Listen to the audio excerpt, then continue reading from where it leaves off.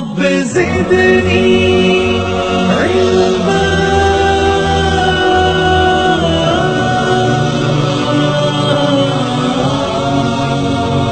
محمد علیان خالد صاحب کہہ رہے ہیں ماشاء اللہ لا قوت الا باللہ، جزاک اللہ خیر محمد بھائی.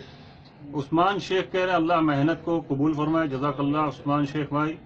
محمد عمر صاحب کا سوال ہے اجماع کی تعریف کیا ہے اور اس کی صحیح دلیل مثال سے بتائیں. جی، اجماع کے معنی اصل میں تو ڈکشنری میں ہوتا ہے اتفاق کر لینا.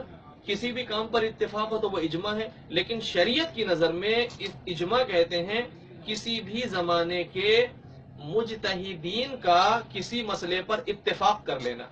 جیسے کہ صحابہ کرام تقریباً 1.25 لاکھ تھے. اللہ کے نبی صلی اللہ علیہ وسلم کے اس دنیا سے رخصت فرمانے کے بعد سب سے بڑا مسئلہ جو پیش آیا وہ یہ کہ مسلمانوں کا ذمہ دار اور امیر کون رہے جو پورے مسلمانوں کو لے کے چلے.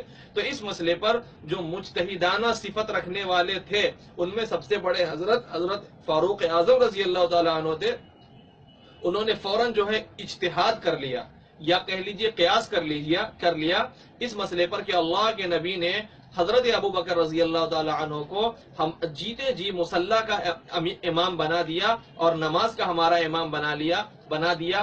کیوں نہ ایسا ہو کہ ہم پوری زندگی کے لیے اور ہر مسئلے کے لیے ان کو اپنا امام بنا لیں. تو انہوں نے قیاس کیا اور سارے کے سارے لوگوں نے صحابہ کرام نے اس قیاس پر اتفاق کر لیا. تو یہ ہوتا ہے اجماع.